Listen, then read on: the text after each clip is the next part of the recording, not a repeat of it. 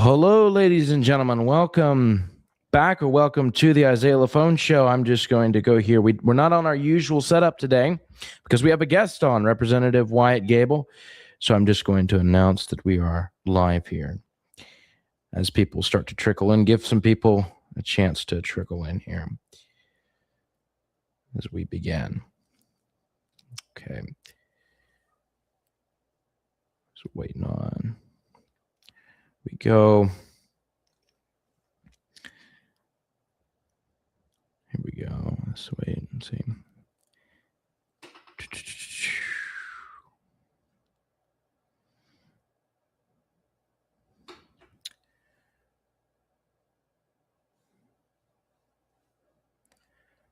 Okay. There's that. Let's announce it to our people.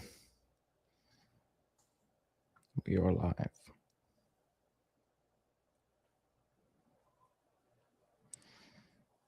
Okay, we've got people starting to come in now. What's up, guys? How are y'all doing? Good to see you tonight. Well, tonight I have the... What's up, Ethan? Good to see you, brother. Well, tonight I have the distinct honor and pleasure of getting to interview and have a discussion with Wyatt Gable, who's representative in the North Carolina State House, the 14th District. I do believe. He can correct me if I'm wrong on that. So make sure to load up the chat with your questions. We'll be taking questions towards the end of it. We're going to talk about who he is, why he decided to run, what he's been doing since he's been elected, that whole process, and his advice for people who would like to run for office themselves. My name is Isaiah Lafone. You are watching a very special episode of the Isaiah Lafone Show.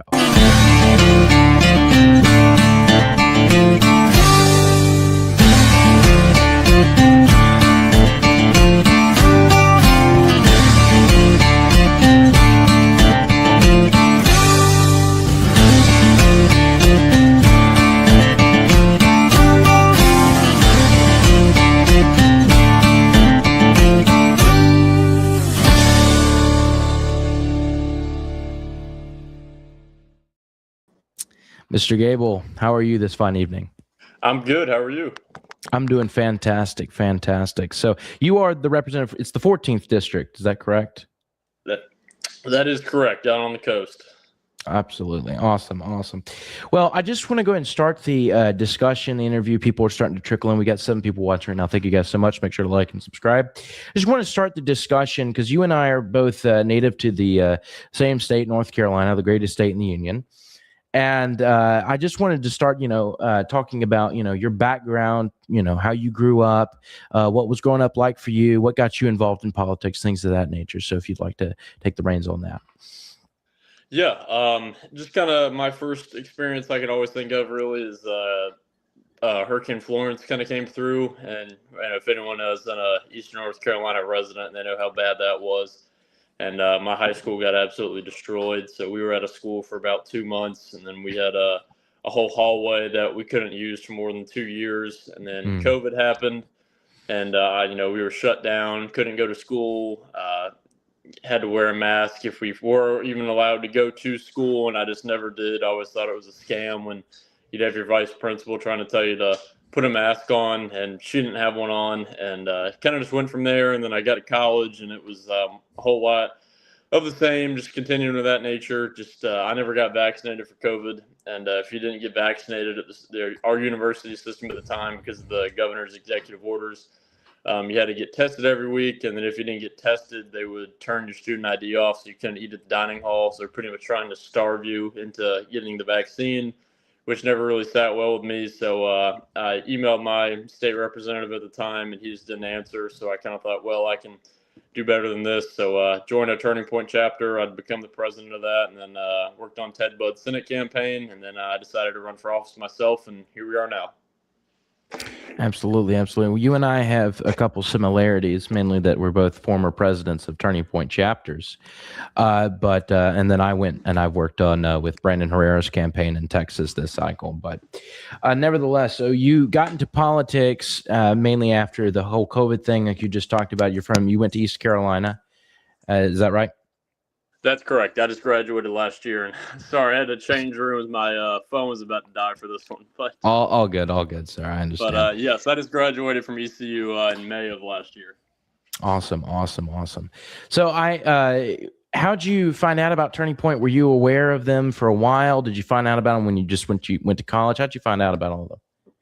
Yeah, I'd always known about Turning Point. Followed Turning Point on Instagram, and kind of knew what it was, but I never knew about the chapters thing because obviously we all knew who Charlie Kirk was and watch his videos. But mainly, like I said, it was just kind of follow on Instagram and liked what they had to say. And then I remember I was walking around campus one day and we had one of the org fairs going on, and I saw the Turning Point table and I was like, oh, this is right up my alley. I'll definitely join here and kind of get involved and see what this is all about.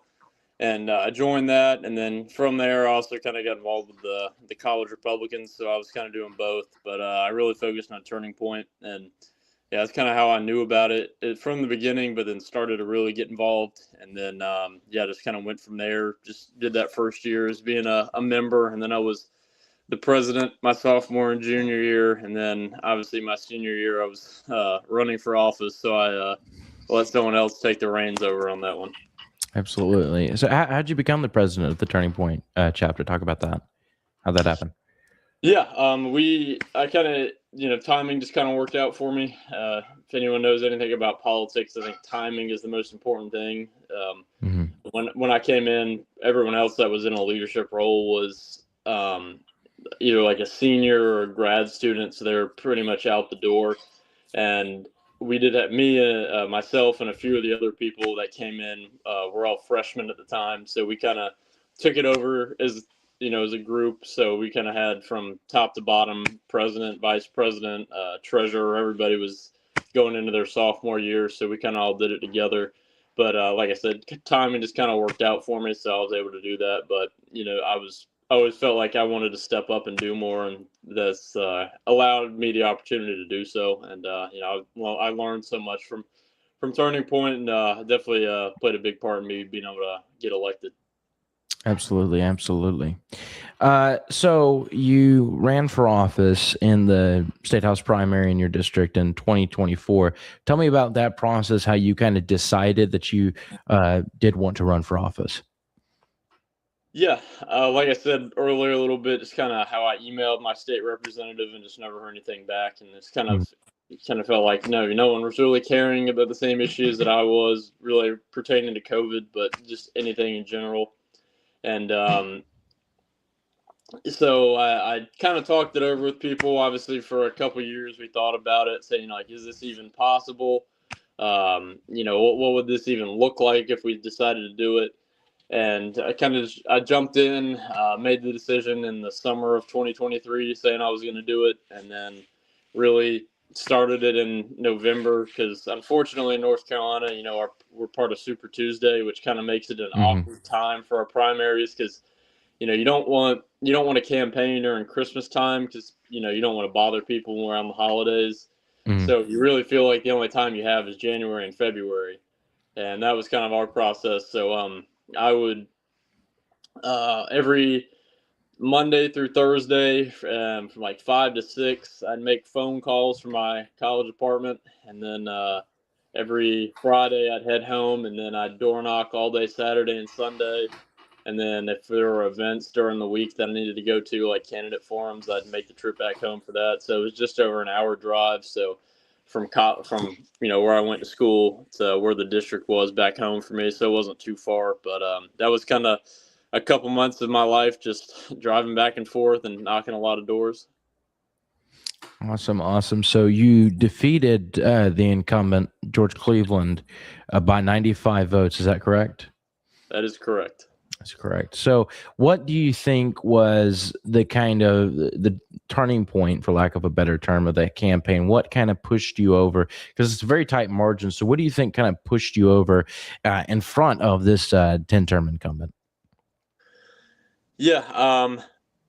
I think a big thing would be just kind of the grassroots stuff, like the door knocking, the phone calling, because I just didn't. I think I knew he was going to underestimate me because you've been in there that long, and then a college student says, I'm going to run for the state house. So I don't think he really took it all that serious. So I kind of Mhm. felt confident in that. But I really think standing outside the polls made a big difference, as much as I hate to say that, because, you're just handing someone a palm card that can kind of earn your vote. But I think it played a big difference because he never had anyone standing outside the polls for early voting or on election day. He just had his one precinct he was out at, and I had someone at every precinct pretty much. So I think that played a big difference because when people go in to vote for president and governor and U.S. Senate, they know who they're going to vote for. But when Yeah, you start getting down to state house, county commissioner, people probably don't know who they're going to vote for a lot of the time because there's not a whole lot of information out there. So if you're the last person they see before they go in to vote, and you hand them a palm card, they're probably going to vote for you. So, absolutely, absolutely. So, you won in the primary. Did you ever get a message from former Representative Cleveland conceding, congratulating you, anything of that nature? no, not at the time. We've kind of talked a little bit more recently, but nothing like that at the time of the primary. Gotcha, gotcha. So you went on to the general election. Who was your opponent in the general election now? One Carmen Spicer. Carmen Spicer. Okay. So when you kind of switched gears from the primary, which was a tough primary, you ended up winning that, to the general election. What was that kind of like? Because I mean, ultimately, it's a different speed in the general election. You kind of have to pivot, your messaging from, talking to your conservative base to trying to appeal to more moderate people who are out there as well. And you have to kind of reposition. So, or pivot rather. And so I just want what was that process like? Did you have to go as hard? Did you kind of know you were going to win? And then obviously you won by a big margin. Talk about that process too. Yeah, it was definitely a lot easier just because of the makeup of my area. I mean, being Mm-hmm. on Eastern North Carolina, you can go 50 miles in any direction, and it's going to be uberly Republican, so you don't really have Mm-hmm. to worry about anything. So, um, just to put it in perspective for anyone that doesn't really know the area, Onslow County has 24 voting precincts. One of them is Democrat, and in that one precinct, there's like maybe 300 people that vote, and there's like 220,000 people that live in Onslow County. So there's really no voting power there. We just don't have a whole lot of Democrats, so it makes it a lot easier. But kind of like you mentioned, how it is a different way of campaigning. For Mm-hmm. me, it was just obviously not taking it for granted because you don't ever want to do that. So I still Right. door knocked and put the yard signs out, but I didn't do as much door knocking because I was really just focused on helping other people out. It's like people in our tough swing districts or worried about our big statewide races. So that was kind of my main focus, and then obviously trying to raise money for our caucus. But that was just the main thing. So a little bit different, but in my area, the messaging is pretty much always the same. Yeah, precisely. And so, ultimately, you did very well in a year that most North Carolina down ballot didn't do all that hot, considering, I mean, the person at the top of the ticket. And I'm going to ask you a question regarding the 2024 race, kind of your thoughts on it, because I'm interested. But if you don't, I understand you're an elected official and there's things you can't say. But ultimately, our for all those who don't know, our nominee for North Carolina Republican Party, our nominee for governor in 2024 was a man by the name of Mark Robinson, who was the former lieutenant governor. Ultimately, polls showed him running kind of 3 to 4 points behind Mr. Stein, our current governor, who was attorney general at the time. And he ended up losing by about 15 points, I believe, because of the scandal regarding the pornography usage and the calling himself a black Nazi and things of that nature. So, did that scandal have any effect upon the way that you campaign, how you ran your race, or did you just kind of run it the same? Everything was fine, didn't really affect you all that much, like it affected maybe lieutenant governor, attorney general, things positions like that. Me, no. I mean, I just from the beginning, I was always just worried about myself. My personal opinion on campaigning, and both sides are very guilty of this. Is it's always, why is the other side terrible? Where I really Right. like to focus on why am I the better choice, and why do I deserve to earn your vote? And that's kind of how I look at it. So for me, it didn't change anything. On the statewide factor in some races, I think it could have played an effect, if it turned away a few swing voters here and there. But I think some of the things, I think it was just down to how people campaigned or spent their money. Because Mhm. I think if it was full, fully had an impact on everything, I think you would have seen us lost a lot, or if not all of the other statewide races below the governor's office. But obviously, we still Mhm. won things like auditor, labor commissioner, agriculture commissioner, all those kind of things. So we still won a decent amount of, about 50-50 on the statewide side. So I don't think it had a huge impact, but it wouldn't Mhm. surprise me if it had a little bit of a negative impact on certain races. Mhm. Yeah, that's kind of my position on it too, because we did win a good deal of statewide races, but things like lieutenant governor, attorney general, kind of higher up the ballot, I definitely think was affected. Because we had good candidates running for both lieutenant governor and attorney general, but I think the scandal regarding Robinson kind of hurt them. But I hear he's got an interview that's coming out, I think tomorrow, possibly a comeback into North Carolina politics. He's not saying this. I am. He has nothing to do with my statement here. But please don't, like legitimately don't, please. Like I want to win in 2028. I want a Republican governor, so let's not do that. Because for those who don't know, our governor today signed a edict, which or a proclamation for Ramadan in 2026. So our governor has, I think it's the first time that a governor in North Carolina has done such a thing. So we continue to capitulate to the ever encroaching Islam. But I want to ask you, so you were elected, you get inaugurated January 2025. What were those first few months like? What committees did you get put on? Were you like a kid at Christmas? What was that like for you? Yeah, I mean, well, the good thing was, for anyone that's new to the legislature, it's like drinking from a fire hose. So your age Mm. has nothing to do with it. So it's just how fast you can learn it. But it was definitely unique, especially still being in school while trying to do that. So having to fit my class schedule around serving in the legislature was an interesting uh, problem to try and solve. But it was definitely a one of one experience. So um, the first couple months, it's a little bit slow because you have inauguration day, and then you don't really go into session for a few weeks, and then that first week or two of even actually having actual session, it's just like adopting the rules, and then things of that nature, because you haven't had time really to file bills yet and go through committee. But once it actually got started, you're there all day Tuesday, all day Wednesday. Sometimes you're there for the first part of Thursday, and then you head out. But yeah, it was very unique. You learn a lot of things very quickly. There's a lot of things you think are going to be like they are, and then they are, and then there's a lot of things that kind of surprise you. But like I said, it was just very unique. Had a great time doing it. It was a great experience, and hopefully we're get a bunch more done here as we go back into short session come in the next month. And then in terms of committees, I sit on the Appropriations Committee, the Education Appropriations Committee, Education Oversight, Higher Education, Housing and Development, Government Efficiency, and Military, Veterans Affairs, and Homeland Security.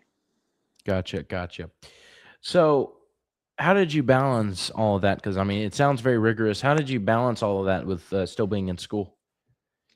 Yeah, so the university was great. So they worked with me a lot. So I only had class on Monday and Friday, so it worked out perfectly.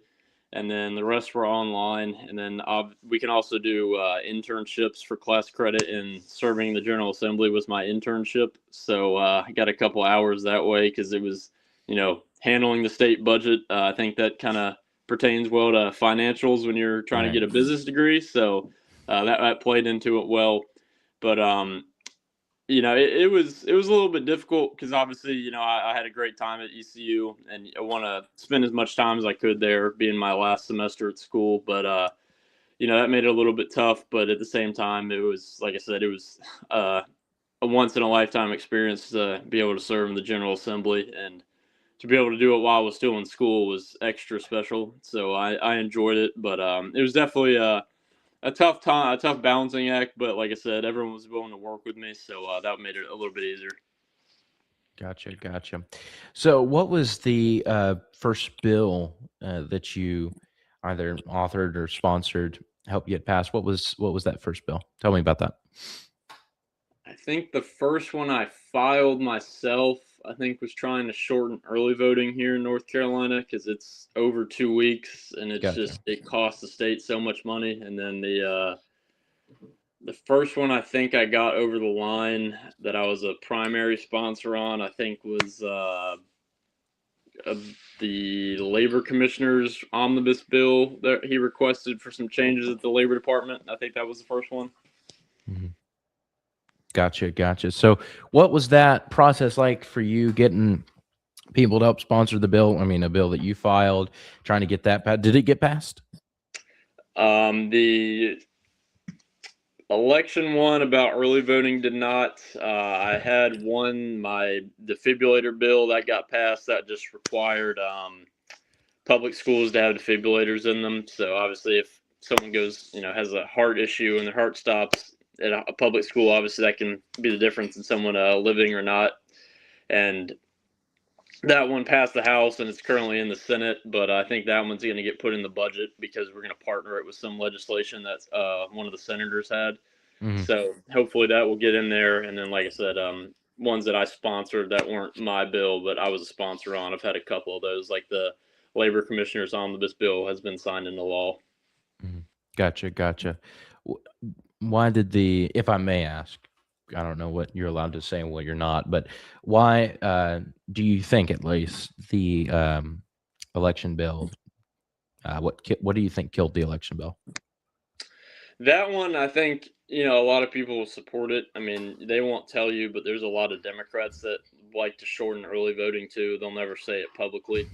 But I mean, the main reason we didn't is just because. Can you give names? No, I'm kidding. The main reason it didn't pass or go anywhere is just because of legal issues. So one of our attorneys that we have was telling me that he didn't tell me which state, and I'm sure we could look it up and find it, but one state had pretty similar to ours, like 2-3 weeks of early voting, and they tried to shorten it. But then someone filed a lawsuit and said, like, this is, insert some reason that this is bad, it's voter suppression, anything, whatnot. And they found they sided with this person who filed the lawsuit. And then because of that, they had to extend their early voting. So if it went from like 2 to 3 weeks to like over a month. So that was the main reason, is we don't want to open ourselves up to that same litigation. And my main reasoning for filing the bill is, people will say, oh, it's for voter suppression. It's definitely not. It's just because the state board of elections constantly comes to the General Assembly and says, we need more money. We don't have enough money to fund X, Y, and Z. And it's like, well, here's a great idea. We shorten early voting so you don't have to pay all these people. Because when you go into any voting poll in early voting, there's a dozen people working in there that you have to pay. If you shorten early voting, you don't have to pay all these people all this money.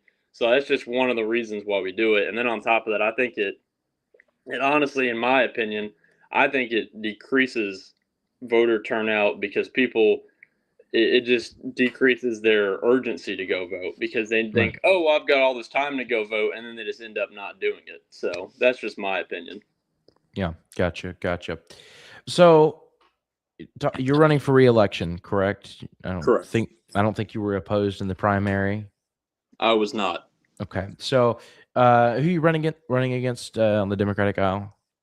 Actually, no one. So I was. Congratulations. Thank you. So I was the only Republican in the entire state of North Carolina that's running for the state house, state senate, and Congress that had nobody run against them this cycle. Gotcha. Well, you must be a popular gentleman then. Nobody dared to challenge. I guess at least that's what they try and tell me. But yeah, I had no primary. There was then I guess it's technically not official yet, but there were two independents. They're really Democrats that were trying to get on the ballot.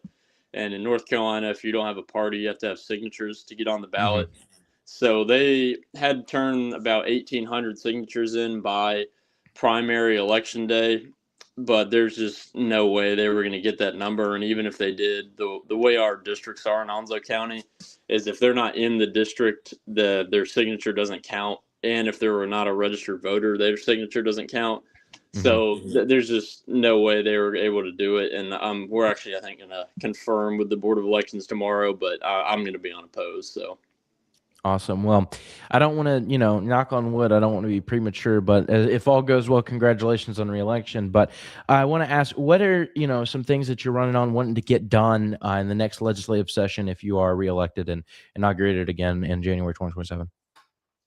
Yeah, I think some of the big things we're focusing on right now is obviously around appropriations.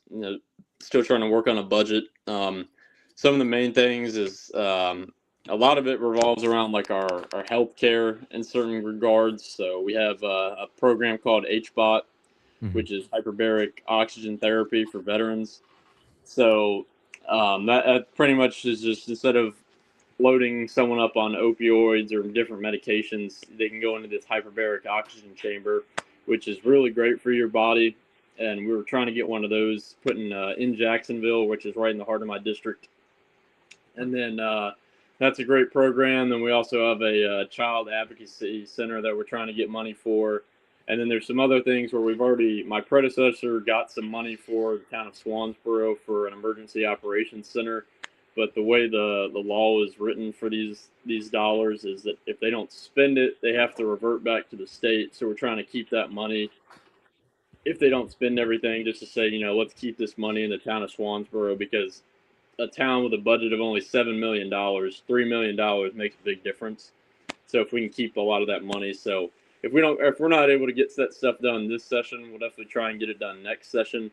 And then in terms of legislation coming up here for short session, I'm looking at putting in a college sports bill. So not a big political topic, but something I care about. Obviously, we all know the issues facing college sports right now, and if we can give our schools in our state an advantage, well, I'm going to try and do that. So that's one thing. And then if anyone paid attention to the legislature last session and knew all about Shrimpgate and all that thing that went on, the original bill that before it got gutted and turned into Shrimpgate was just allowing a 2-week flounder and snapper season, because we don't have a flounder season at the moment. So that part I'm going to try and introduce again, so we can have a flounder season for our fishermen.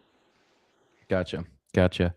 I do have a couple of miscellaneous questions for you before we get into, wrap up and get into some questions from the audience here. 8 people watching right now.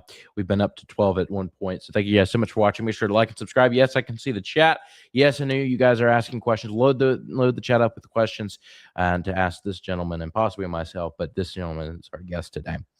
And he's state representative, so you probably want to talk to him about anything you have questions on. So, I do have a question about the housing issue. It's obviously an affordability crisis in the United States and a housing crisis in the United States. By the end of 2024, 6,700 lower cost apartments were being constructed compared to 500,000 higher end apartments. And nearly 75% of U.S. households could not afford a median home in 2025. And so I wanted to ask, because ultimately we do have a shortage of homes, and ultimately you can't make builders, you can't like strong arm them really into, making these single family homes, building more affordable housing, but you can't incentivize it. So I wanted to talk about, if that was a priority, of course, to the General Assembly, what you guys were thinking about doing regarding it. And what are some measures that you think can be taken to kind of fix this crisis in the United States and in the States? Yeah. I mean, it's definitely a priority for us. I mean, we've had multiple bills that were trying to address certain issues, but then if they had that, they had to slip in something for home builders, which didn't really make sense in some regards. So none of that really moved too much, but it's definitely something we're going to continue to look at. In my opinion, I think a big thing that can be done is honestly at the federal level. I think one of the things is obviously the topic of illegal immigration and deporting people is big, but I think that, and then also taking a look at maybe our legal immigration policy too, and how many Absolutely. people come here, because it just common anyone that knows anything about business, you say the law of supply and demand. If you were to get rid of every illegal immigrant in the United States of America, and then you were to limit how many legal immigrants come in here, and you say, all right, well, that's going to open up a lot of housing options for people, and that will then drive the price of housing down. I think that's something the federal government can obviously do. But then I think on the smaller side, the local government, I think something that's really important too is responsible growth, because you look at things where people are just these development companies are coming in and throwing up these massive developments of apartments and anything of that nature, but things that people, they only see what's actually getting built. Me, I have the luxury of being able to see what never actually gets built.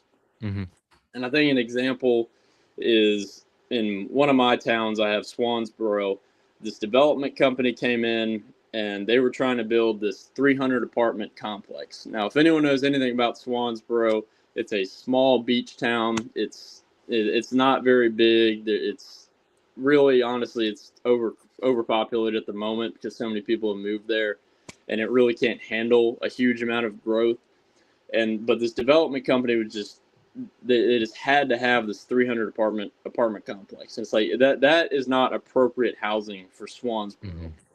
And I think that's a huge problem around the state is you get these development companies that come in and they say, all right, we're going to build a 500 unit apartment complex, which might not be appropriate for the area. If you're instead maybe do like 100 small family homes, that Mm-hmm. might be much more appropriate, and you'd actually get more traction. You'd actually be able to build something where you get these municipalities or counties that say, no, you can't do this, which then actually hinders it. So I think responsible growth is actually a huge thing, because I think if you do it responsibly, you get more growth instead of just getting nothing.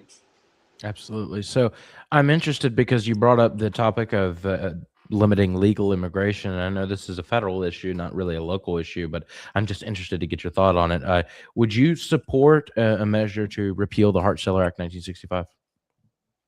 Um, Repeal, maybe. I'm not totally knowledgeable on it, but I think Mm-hmm. limitation on what we do, yes, because we bring in 1 million people a year at least Yep. legally. I mean, that's a lot of people, and you just got to think about everyone that's already here, whether it's people that can't find homes, people that can't find a job, and you're Mm-hmm. just diluting the market for all these things even more, and it just makes it tougher for actual American citizens. My responsibility is to the people of North Carolina and the United States of America, and I need to worry about those people first. And I think we have so many problems here that we have to worry about. We have to worry about ourselves first before we can help others. And I think that it's, going back to the housing thing, it's you have so many people that can't afford to rent or can't afford to buy a home, Yep. and you're just keep adding more and more people. That's only going to keep driving the cost of housing up. And then same thing with jobs. It's going to keep limiting how many jobs are available for people. And I think a good example is we put a hiring applicant or notification out because I was needing a new legislative assistant, and we had like 30 people apply for this job. And I was like, I did not know, legislative assistant was that in high of demand, but just that many people need a job nowadays, and there's so Yeah. few opportunities. So I think it's definitely something that we need to look at. Absolutely. I have another miscellaneous question for you. What's it like serving under a Democratic governor, obviously, who's going to, try to pump the brakes on pretty much anything that we want to get passed? It can be challenging, but considering we have a supermajority in the Senate and we're just one Mhm. short in the House, pretty much most things we can get something done with. We can entice a Democrat to come over. So for the budget, it shouldn't be an issue. We've already had, I think, at least nine overrides this year because we got a Democrat to flip. But on things like constitutional carry or any of the DEI bills, that stuff we just won't be able to pass. So it creates some challenges, but when you're as close to a supermajority or actually have a supermajority that we do, it doesn't add too much challenge. Absolutely. Okay.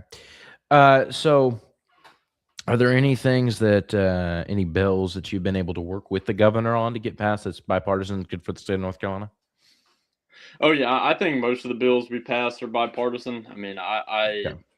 there's been a very few amount where it's like really straight down party lines. So there's definitely been a good amount. I mean, you could pick any topic and you could probably hit a bill and say that's been signed into law by the governor. So it hasn't been too difficult because I'd probably say 75 to 80% of the bills that we've passed from the legislature have been bipartisan bills. Looking down the barrel of this election season, do you have any predictions, projections? What do you think is going to happen? Do you think that we're going to be able to, flip any seats? Maybe some that we're not even looking at. What do you think that the makeup is going to of the General Assembly is going to look like? Do you think we'll gain seats, lose seats? What do you think is going to happen, in your opinion? I think it's a really difficult year to call, and I say Yeah. that because historically, if the party that has the White House doesn't do good in midterm years, that's just historical data. But at the same time, the Democratic Party, their approval rating as a whole is at 30%, which is just Right. abysmal. So I think, and unfortunately, I think this year is just going to be a low turnout year for voters. So I think it's really just going to be about getting our base out to vote. So that's a big thing we have to focus on. So I think in the state, I think it's.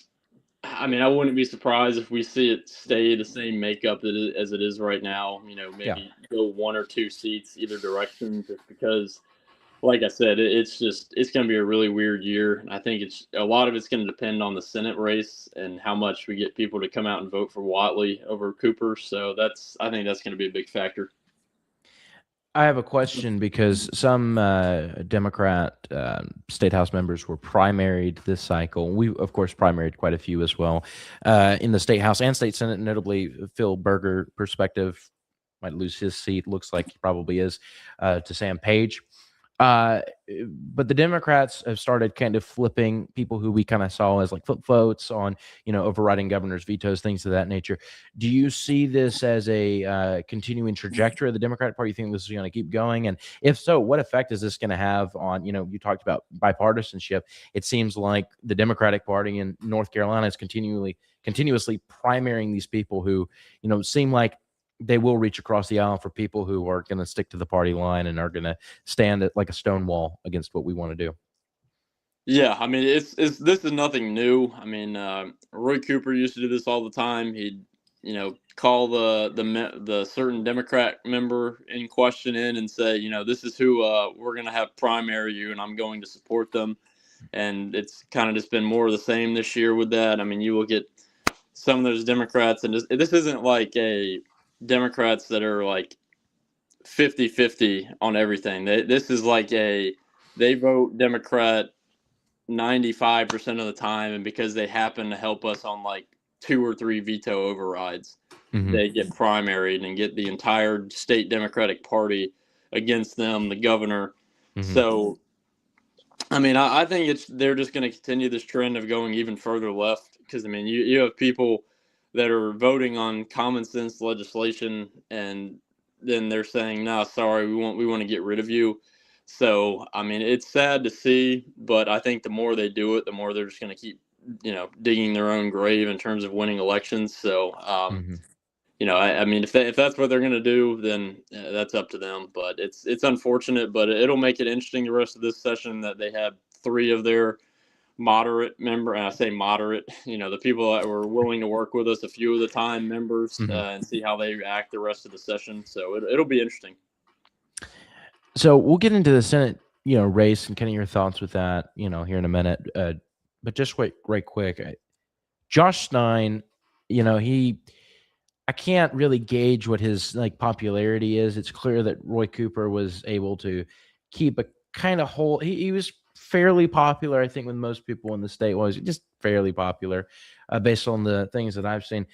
Stein seems like I wouldn't say Cooper 2.0 because obviously he's a different individual, but he doesn't seem to have the kind of statewide strength that um, Cooper had during his time as governor, and now he's running for Senate, and we'll see if he wins that race. Do you perceive a Well, ultimately, I struggle to think of who we would run for governor in 2028, although I'm sure there's someone. Do you perceive Stein as weaker than Cooper, at least statewide, or easier to defeat? How do you gauge the 2028? Looking at the gubernatorial race, do you think that we have a better chance of beating Stein than we had with Cooper? What do you think? I mean, I think Cooper had a better kind of mirage he was able to put up and fool people, because you look at Cooper's popularity numbers and they were decently high, but at the same time, when you go talk to people and you start bringing up things like hurricane response and COVID, no one really thinks he did a great job. But I think they just don't know it was him. I think everyone just assumes it was the federal government, which obviously it wasn't. It was all him. And I think that's going to be our biggest thing, is we have to message out that, like, he was the one that made your family member die alone in a hospital. He was the one that made so your kids fell behind 2 years in school. And he's the reason that we have people still living in hotel rooms 8 years after Florence. And I think that's the huge things we have to hammer home. But so I think that's the difference between the two. I mean, in terms of 2028, I can think of a few people that might run for it. But it's gonna, again, I think it'll also just, again, another interesting election cycle, because I think if our state, as it keeps trending in terms of voter registration, where we've finally taken the lead in this state, and if it keeps trending that way, I wouldn't be surprised if we're able to finally take it over. But it's obviously going to be a tough fight. It always is in this state, but we'll be ready for it. Absolutely. Yeah. This is the first, looking ahead to the 2028 governor cycle, or governor election. This is the first time in a couple cycles that I've thought, we don't have a set candidate. Obviously in 16, it was the incumbent, McCrory. In 2020, Forrest he was the lieutenant governor. So, of course he was going to go for it. 24, obviously it was going to be Robinson. Everybody kind of knew it was going to be Robinson. This time, I really think it's going to be good for our chances actually in 2028 to kind of have it's kind of open season. Anybody can jump in and make a name for themselves and become the nominee. I think that's better than just kind of pre-anointing the lieutenant governor to run in the next cycle. Not to say that the North Carolina Republican Party is corrupt in that manner, but just kind of in the eyes of the populace. So, but anyway, to the 2026 Senate race, obviously Michael Whatley defeated Don Brown in the Senate primary, and Roy Cooper, just stomped on everybody in the Democrat primary. Of course, he was going to anyway. So my question for you is, what do you think? I mean, I personally am not very bullish on Whatley's chances. I rather think that Cooper will probably take it in November. That's just my opinion based on the numbers, based on based on what I'm seeing, the mood of the country, et cetera. What do you think about the 2026 election? What do you think Whatley's chances are? And how do you, in your opinion, how do you get him across the finish line? Yeah, I mean, I think his chances are getting better. I mean, we just saw a poll that came out and said he was only behind Cooper by 3 points. And, if anyone knows anything about polling, it always skews to the left. I mean, when we saw Donald Trump run the first time, I mean, Hillary was up by almost double digits in this state, and then he wins it. And it's always had that trend. It's like even in 2020, same thing. And it's not just North Carolina; it's a lot of states, but it always has that tendency to lean left than the actual result. So I think that's a good thing. And then the other thing too is, when it comes to Whatley, I think the average voter probably doesn't really know who he is yet, just because he's been in Republican politics. And if he's only behind by 3 points right now, if you give it 6 more months, when he gets close to election time, has had a lot of time to get his message and his image out there. I think that's a really good thing right now for us. But for me, just for us to win, I think it's just about hammering home how horrible of a governor that Cooper was. Like I mentioned earlier, the COVID response, the hurricane response, letting out violent offenders that would eventually go on to commit more crimes, like Arena Zarutska, that incident where he's just letting murderers out of prison now. So, yeah, I think if we hammer those things home and you just make people really mad to vote against him, I think that's the key to victory. Absolutely, absolutely. So my last question for you before we get into question and answers.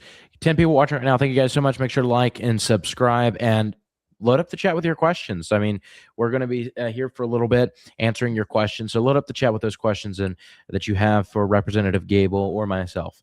So my last question for you is, say you've got a young man who says, all right, I've listened to this, I've heard your story. I want to run for, state house in my area. What do I need to do? What needs to be done? How do I do it? What would be your advice for him? Any and other, just other miscellaneous advice you would have for him?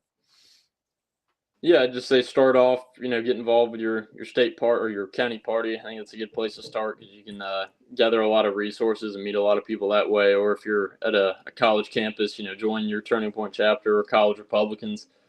And that's always a great place to start because you meet a lot of people that way. And then just from there, if you're kind of set on running, I'd say fundraising is the most difficult thing for you. So I'd say kind of start building your network for that out as soon as possible.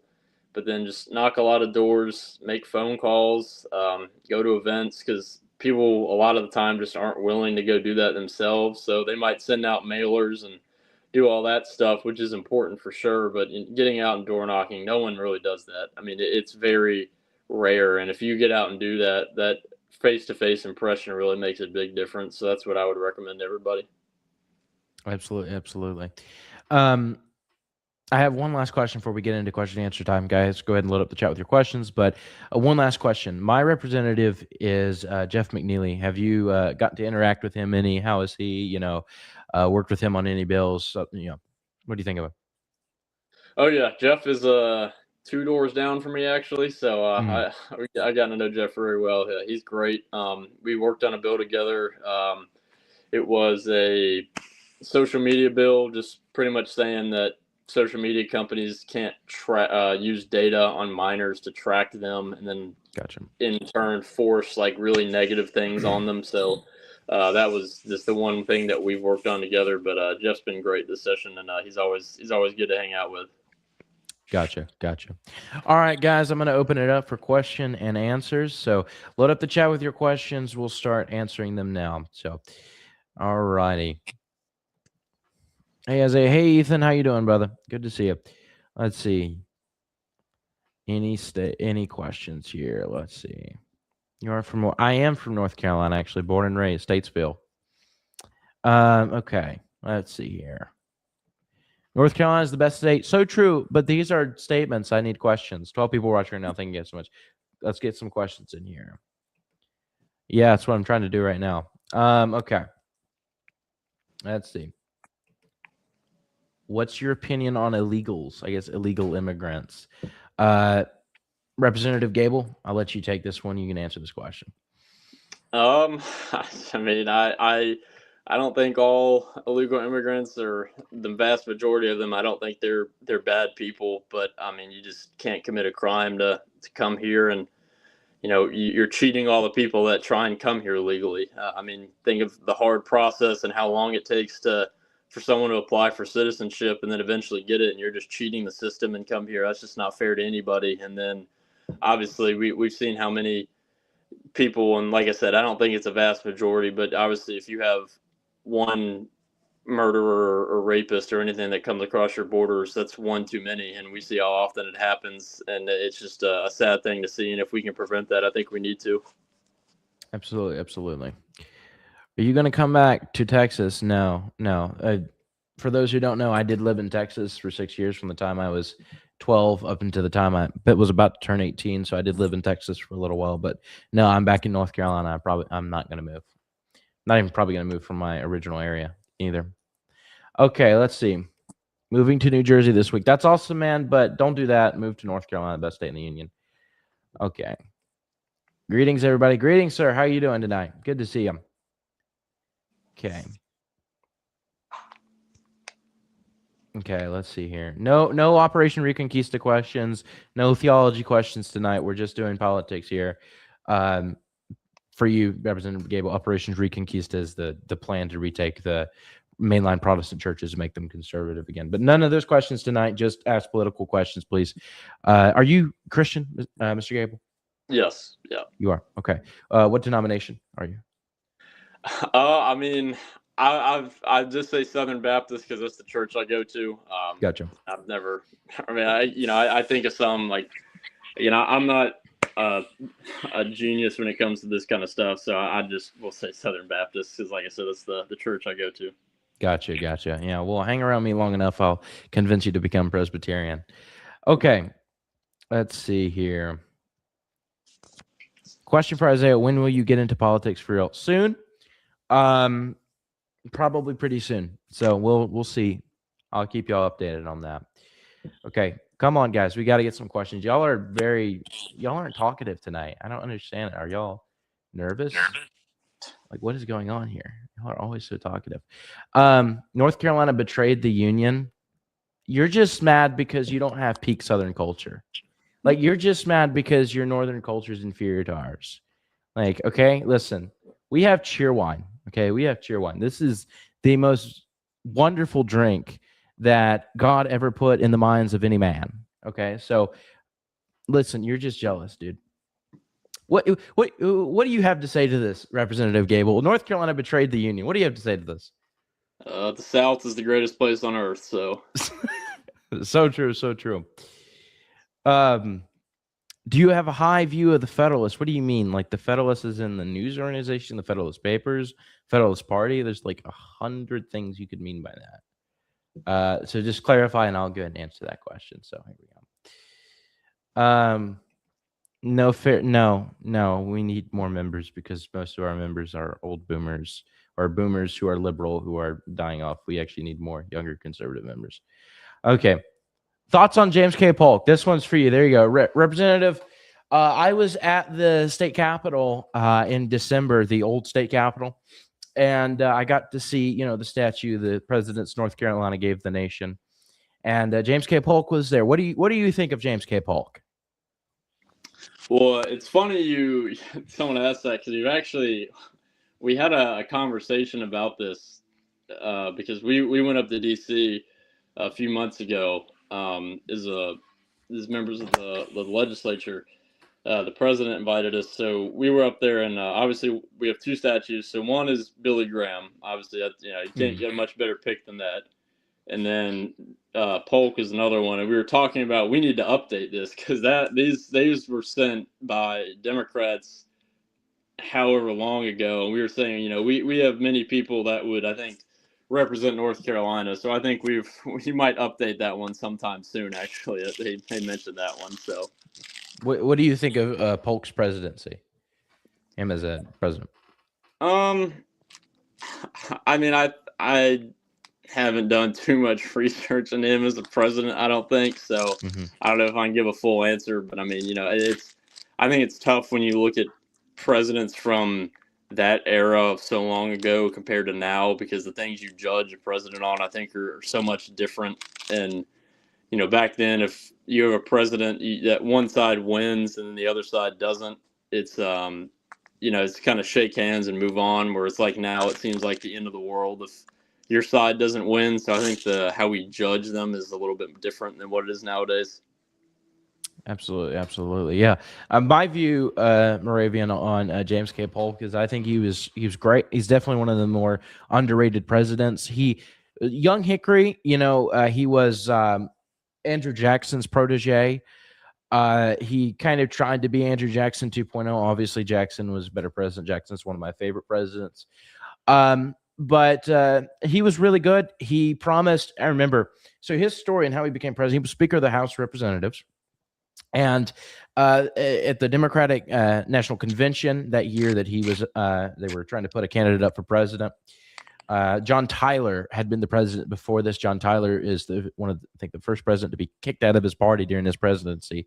He was labeled his accidents. He was horrendous president. He was no good. So the Democrats are they have pretty much an easy path to victory. The national mood is definitely in their direction. and they can't decide on a candidate. So they have all this goodwill and they can't decide on a candidate. And James K. Polk comes forward and says, listen, I will run. I'll run. I'll be president for one term, and then I'll step aside. I think we need more people who are willing to do that. More people who look at it as a service that they're doing, more so than just a title, to a little hat to wear. And so Polk was really good. He led us through the Mexican-American War and the acquisition of land out west. Tyler actually let Texas in, but Polk did get California for us. So I really like Polk. I'm a fan of Polk. Although if we're going to put a statue of one of our presidents in the Capitol, it needs to be Andrew Jackson, though Andrew Jackson's probably taken. But don't put Andrew Johnson. For the love of all that is good, holy, and true, do not put Andrew. We should not be putting Andrew Johnson as our statue in there, the first president to be impeached. Okay. Do you like John Jay and Hamilton's view of the Constitution? If you mean like federalism and the Federalist view of the Constitution, absolutely. Representative Gable, what do you have to say on this? Federalist or anti-Federalist? I mean, I think the Federalist Papers are pretty decent. So. Yeah, pretty decent. Yeah. Pretty decent. I mean, I think it's good. I mean, I think it works out. I mean, obviously, our Constitution is you can't really get much better than it. I think it's worked for us for so long, and how people view it obviously have a multitude of opinions. Some people their opinion of it nowadays is crazy, but I think their view from like Hamilton's perspective back then was very, very straightforward, very to the point, and how it was actually meant to be interpreted. And I think that it's things we need to kind of get back to, like just common sense ideas, and I think their interpretation of it was that. Mm-hmm. Right, exactly, and I completely agree. I think my method of interpreting the Constitution is, what does it say? Okay, if there are places in which we're kind of like, what does it exactly mean here? Go to the writings of the founders, read what the founders had to say about it. I mean, why are we letting courts in the big 2026 decide what our founders meant by certain phrases in the Constitution? We should be going to the founders themselves, and then the courts can make their rulings based on what the founders actually said. But it seems on both sides of the aisle, we have judges and courts, people who are more concerned in giving their side a bump up rather than actually interpreting the Constitution the way that the founders meant it to be interpreted. So yeah, okay. Why not South Carolina? Because North Carolina is better, just obviously. All right. Who are your political mentors? Representative Gable, who are your political mentors? To be honest, I don't really know if I have any. I mean, I definitely have certain people I kind of look at and say, I like that trait, and I'll try and take it. I think the biggest one I always looked at was how Trump's attitude of, I don't really care what people think. I'm going to go do this no matter what people tell me. And that's kind of how I had to have it with my attitude, because whenever I first ran, it was definitely an uphill battle, obviously going against an incumbent. But then you had the people that were in the county party, like they would just magically skip over me every time it was candidate discussion, being able to go up there and speak for a couple minutes, and it just happened every time like it was an accident. It definitely wasn't. So that attitude of like, all right, look, I get it, they don't want me, whatever, they're not, these 5 people aren't going to determine an election. So I didn't let that bother me. But in terms of like a true mentor, I've never really had one. I've just kind of figured it out as I went along myself. And obviously in being in the House, I seek advice from people that have been there a while, but no true one-on-one. Absolutely. Angel says he also means of all time. So any, political figure in history that you might, look up to, try to emulate. I mean, to be honest with you, like I said, I don't know if I really have one. I mean, I just kind of pull from people that have been successful and say, what did they do to get there and be successful, and, have the ability to get legislation passed, and just kind of go from there. I mean, obviously, because getting legislation passed is a very hard thing to do. And if you look at people that have been able to rise to the ranks and pass legislation, to say, what have they done to be successful, and try and copy that to a certain extent. Absolutely. To answer that question for myself, Angel, in modern day, Tucker Carlton, no, I'm kidding.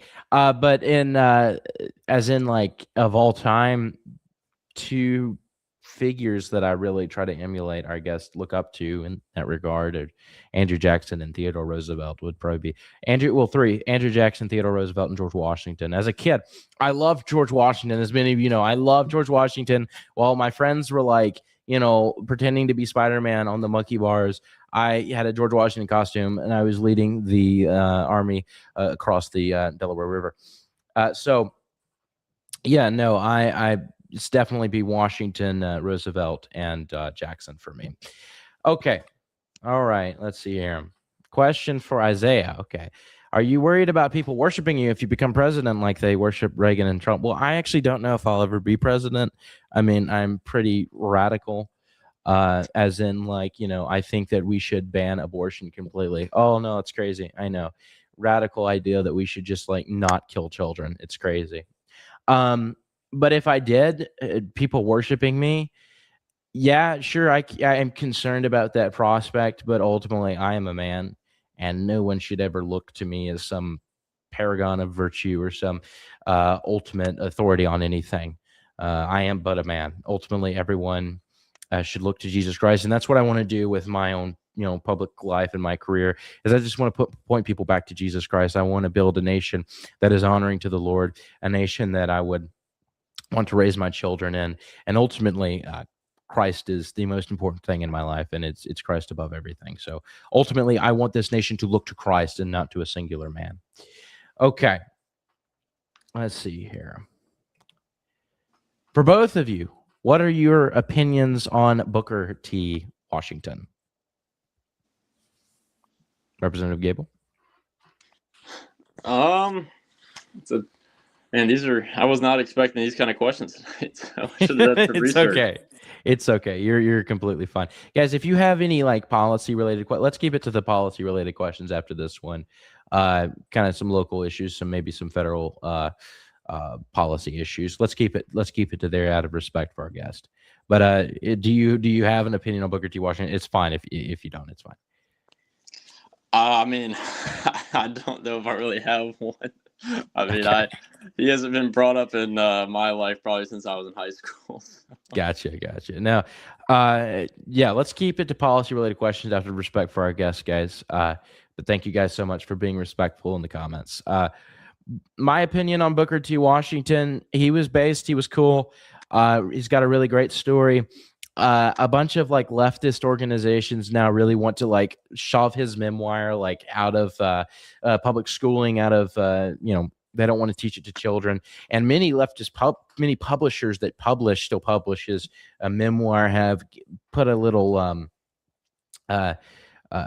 disclaimer at the beginning of the book saying that this was a work of fiction, which is like just blatantly false. I mean, it's the dude's memoir. I don't understand how we get to calling it a work of fiction, but nevertheless. All right, any last questions on here? And we'll begin to wrap up. Thank you guys so much for being respectful. But if you do have last questions, let's keep it to policy issues, questions you have for the representative, what we're doing, what he's doing in the General Assembly. I do have a question, though, regarding abortion. I just brought that up a second ago. What is your view on abortion? Are you in favor of complete abolition? What is your view on that? I think our General Assembly's done a lot of really great work towards it. Protecting the unborn. I mean, my hope would be people don't get abortions. Obviously, I know it's a tough topic for some people. I think we should have the ability in terms of things for like the safety of the mother, because obviously, and a lot of times, I don't even think I remember we were talking about Turning Point. I remember Charlie Kirk did a video on this where it's technically not even considered an abortion. There's a proper term for that. And, I think for things like that, obviously, because, if you're able to save a life, unfortunately, as tragic as it is, you have to end another one. I think, it obviously makes sense. But, my hope is that no one would ever want to get one. So, like I said, just appreciate the work our General Assembly's done in the past and see how it goes in the future. Yeah, absolutely. And I completely agree with that. My view on that is that, I'm complete abolition. I'm in favor of the state completely abolishing the practice, making it illegal, making it punishable. Of course, exemptions for when it threatens the life of the mother, obviously. Like I said, with the miscarriage, for example, they bring that up a lot. They'll be like, well, what if the mother miscarries? Then you got to do this operation, get the baby out. Listen, so those who don't know, when a woman does miscarry along a certain timeline, it is threatening to the life and the well-being of the mother for that deceased child to stay in the womb. So they do have to do a procedure to get it out. Obviously, that's not an abortion. That child has already passed and gone into the arms of our good Lord. And obviously, those services should be available. And also, I think we should, as Christians, as Christian people, we should offer support to, women who are in pregnancies that they maybe necessarily didn't plan. Ultimately, that is, especially in cases of rape and incest, when it's not necessarily, something that they consented to, it's been forced upon them. Obviously, a rape of a woman does not justify then the ending of a human life, right? You don't, a wrong cannot be undone by another wrong, right? You have to, things happen in our lives, terrible things happen, and ultimately the Lord will provide us what we need in order to get out of the situation. And so in the case of a mother being raped, the ending of another human life is not acceptable. But I think as Christians and as people in the society of the United States, we should come together and come around that woman and help her and support her in any way that we can. So I'm silly question. Here we go. Should we ban Yankees from our state? Absolutely. No Yankees allowed. Listen, here's the deal. Okay. Listen, we love the Yankees. They're great guys when they stay in their part of the United States. They have their part. We have our part. Listen, we don't want Yankees. Ban all the Yankees. We're going to build a wall around North Carolina. It's going to be a big, beautiful wall. You're going to love it. It's going to be great. And none of them are coming over. None of them. It's going to be great. Representative Gable, should we ban Yankees from the state? No more Yankees. Well, if they want, as long as they come here and they don't vote the same way that destroyed their state, and it's fine. Because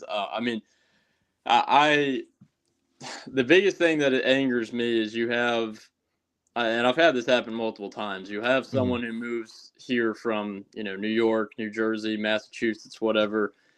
And they're like, oh, we just had to get out of there. It was getting so expensive. We couldn't afford it. It was terrible. All these things. The list goes on and on. And then they come up to me and they say, well, we used to do it this way, or we did this way back home, or we did this, or, we should do this. And it's like, okay, well, if that was so great, A, why did it not work in your state? And then B, why did you not stay there if it was so great? And it's like, then you just come there and you keep voting the same way and think things are gonna, be any different. But then you're just gonna ruin our state, just like you ruined the last one. So as long as they don't destroy the state in terms of voting the same way they used to, then you're fine. Just don't take away the cookout from us. So true, King. So true. I love cookout, man. What's your cookout order? I'm curious. Just a funny question. I go with the cookout tray, get a bacon cheeseburger, double nuggets as the side, and then I'll do chocolate Oreo milkshake as the drink. Gotcha. That's awesome. That's awesome. Yeah, I think one thing that irritates me like more than anything in the world is carpet bagging. Like the people who come down from up north on their little, with their little U-Haul, and then they show up as Democrats usually, and then they show up and they proceed to try to tell us how to run our area.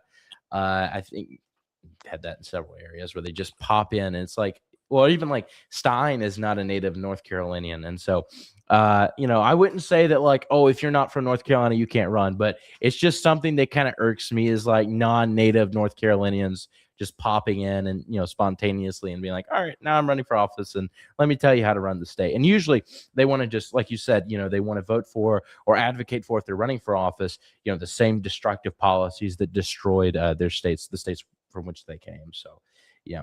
Any last questions? 12 people watching right now. Thank you guys so much. I very much appreciate it. And thank you for being so respectful to our guest, Representative Gable.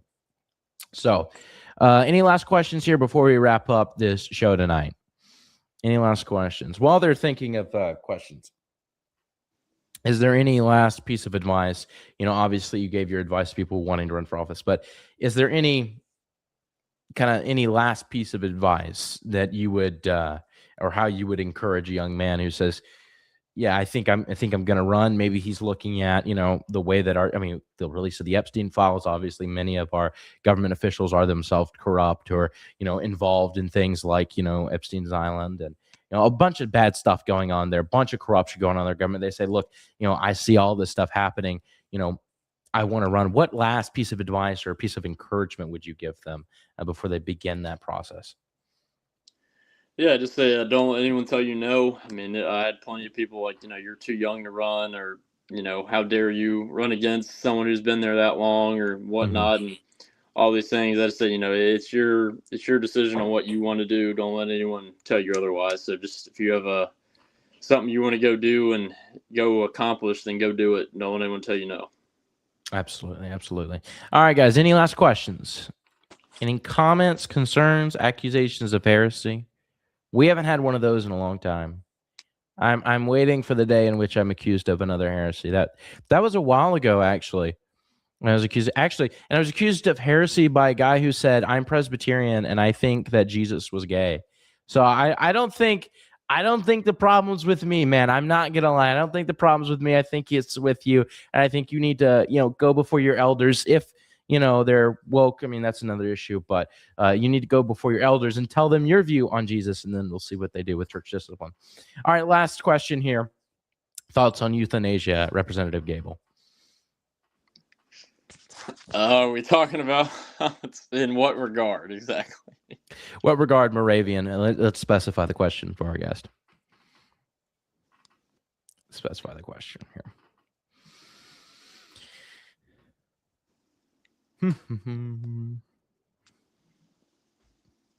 By the way, I didn't want to say, and as he's typing up his clarification, thank you for coming on, dude. I really do appreciate it, sir. Yeah, always happy to join anyone's show here. Get the good conservative message out there. Absolutely. Have you seen? Did you see? I'm interested to know, when you ran, did you see a uptick in youth voting and youth support when you ran? Because usually, young people are very low propensity voters for the most part. Did you see an uptick in youth voting when you ran?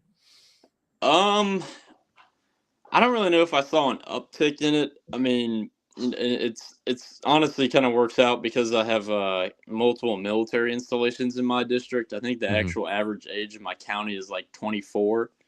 So it's like the youngest in the whole state. So representation wise, it actually makes sense that I would be the representative. But I think the actual voting, I don't think there was an uptick.